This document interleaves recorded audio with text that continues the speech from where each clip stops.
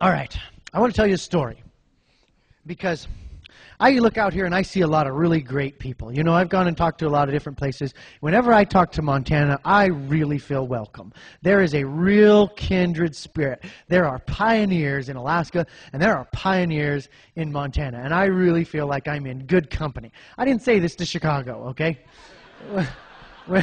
When I was talking to them, I was like, well, guys, it's a long road, but you can do it if you work hard. You know, you can do it. You know, that's what I said to them.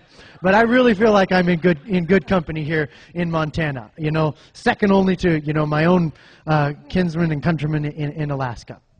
So when I see that pioneering spirit, that's what America needs. And I want to talk to you a few times about when I was young and you know, discovered some pioneering spirit. Okay. I was in Alaska, and there's all kinds of adventures to do there. It's huge, you know. We live in the Tanana Valley. The Tanana Valley is the size of Texas. And it's just, there's 30,000 people just right in the center, and that's it.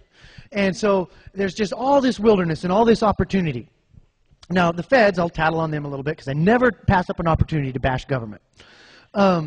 They came to Alaska, and they just, in total disregard of Article 1, Section 8, where it says no, you know, they can have forts, docks, arsenals, shipyards, and other needful buildings, you know, and exercise like authority over the such as shall be necessary. That's it. No land, no federal land. They just totally ignored that rule of force again, instead of rule of law, which is the Constitution. And I had this in my pocket. If any of you wondered why he keeps tapping his pocket, it's because that's where my Constitution is. So they took just billions of acres of Alaska, and they turned it into Federal Bureau of Land Management land. And people who'd lived there their whole lives and had homesteads there that was their fathers before them and their fathers before them, the feds showed up and they're like, you can't have this anymore here because we own it now. And they're, oh, wait a tick. And they're like, nope, no waiting a tick, get out. That's what the feds said. And they said, well, the law says, we don't care what the law says. We got a black helicopter and guys with guns. You know, that's just how they operate. How do you argue with that? So what they did is, instead of fighting people off their land, what they do is they just wait until these old sourdoughs, miners, homesteaders, whatever, just living off the land out there, minding their own business, been there for generations. They wait till they come to town to get, you know, flour and bullets, and BLM would burn their cabin, burn their homestead. There's a lot of animosity in Alaska towards the feds, and rightfully so, because that is just wrong. So with that being the case, people hide their cabins, you know. They put brush on them and stuff. They make them look like a beaver house, you know, so that the feds won't find them. And this story starts with just one such squatter cabin. That's what they're called, squatter cabins. Well, you know, when I got to Alaska, I was into hunting and fishing and trapping, and I wanted to go out to the Yukon Flats where there was good trapping. You know, I'd heard it was real good out there. You know, hadn't been anybody out there for a long time. I wanted to go see what that was. You know, I was 17 years old, rip-roaring for an adventure. I'd kind of already left home. You know, I left home when I was about 16 and worked commercial fishing, and, you know, went climbing mountains, you know, climbed to McKinley, and, you know, all sorts of adventures, and just everything that the frontier had to offer an ambitious young guy. And I wanted to go out there, and I wanted to be in this cabin. So I got a friend of mine to fly me out there. Secret cabin, nobody knows where it is. And he goes, well, how long do you want to stay out here? And I said, well, 2 weeks. I got 3 or 4 weeks worth of food. Come on back in 2 weeks. If the trapping's good, I might stay a little longer. So he flew me out there, and he dropped me off, and, you know, the weather was kind of coming in, and we had to come through the mountains, and lots of people die flying in Alaska. There's all these cabins out there, and, you know, people live in them and stuff, and, you know, I've heard of these, you know, crotchety old geezers that live out in this cabin all their life, you know, and never come into town and stuff. That's pretty common, but it's kind of new for me, you know. And so he dropped me off out there, and he flew away, and I remember watching that Super Cub take off and shake the skis, and the blast of the prop wash and the snowy ice crystals is, you know, 50 below. You know, it's really cold. It got dropped off there right about Christmas. And he flew off, and I watched him circle around and head back towards those mountains, you know, as the clouds were coming down, and I just watched until the sound of that airplane went away, and it was just me there left in the deafening silence, all by myself. Total isolation. It was 200 miles to the nearest road, and then there was another like 180 miles to the pipeline where there would be a pump station with people. And so I said about that, and I was, getting set up in the cabin and trapping and stuff. I didn't see another person for 6 months. The guy didn't come back for 6 months. Now, I told this story last night, and I forgot to tell people why he didn't come back. So I'll just get to that right now, then get back to the story. He went back to town, and he went to Hawaii. And he told his buddy, hey, go check on this kid out in this cabin. And the guy tried to come out and check on me and got turned around by weather. Then the guy tried to come and check on me again, got turned around by weather, same thing. Then the original pilot got back from Hawaii. And the friend was like, oh, he'll go get him now. And so they both thought that the other one got me, and it took them that long to figure out, hey, did that kid ever get any good fur out there? I don't know, you hauled him in. No. And so they came out there and got me. But you know what?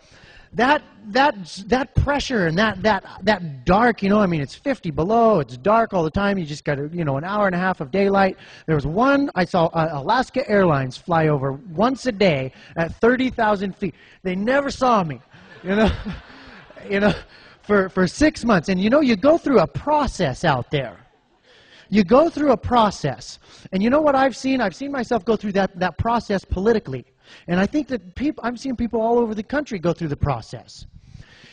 You get out there and you're just defeated. You wanted to get out there so bad from town. Then you get out there and it just sucks. You're just stranded out there. You can't, there's no escaping. You start to go nuts. You hate your situation out there. Here you figure that the plane must have crashed and burned, and they thought both of us were in it, or he crashed, they found it, but nobody knows where the squatter cabin is because it's a secret. How are we going to get out of here, And, there was a Beaver Creek there, and I figured, I was working on making a bowl boat. And I figured, well, when breakup comes and the ice flow goes out, I'll float down Beaver Creek to Victoria Creek. I'll float down Victoria Creek to the Yukon River. I'll float down the Yukon River to the pipeline bridge, and there'll be people there. I can get in a pipeline service truck and get a ride back to Fairbanks. So this is like 600, 700 river miles because they, go like this, and in a bowl, is my plan. That's my hope. You want to talk about hope and change? There's some hope and change for you.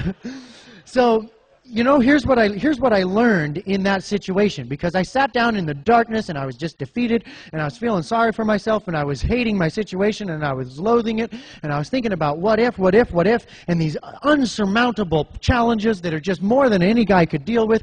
And you know what hit me? You know what I got taught in that situation? Is that you're never where you want to be until you want to be where you are. And you know what? That was a dark, hard, challenging situation. And right now, with where our country's at and the way it's toppling and falling, our government is, we're in a dark, hard situation. But we're never going to be where we want to be until we want to be where we are. And we've got to just go ahead and gulp and accept the fate and the mission that has been plopped in our lap just by us being here at this time in history.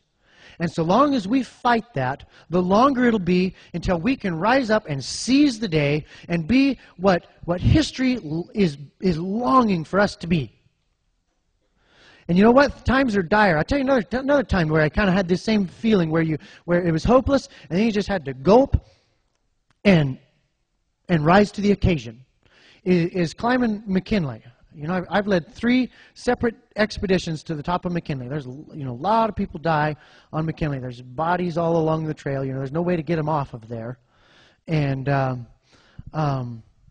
first one was with a 62-year-old guy from Michigan who was just a great guy. He'd not done much climbing, but he was Ironman triathlete and just a really great companion and friend. And that was great. It was a wonderful trip. Then the second time was with my dad just before I got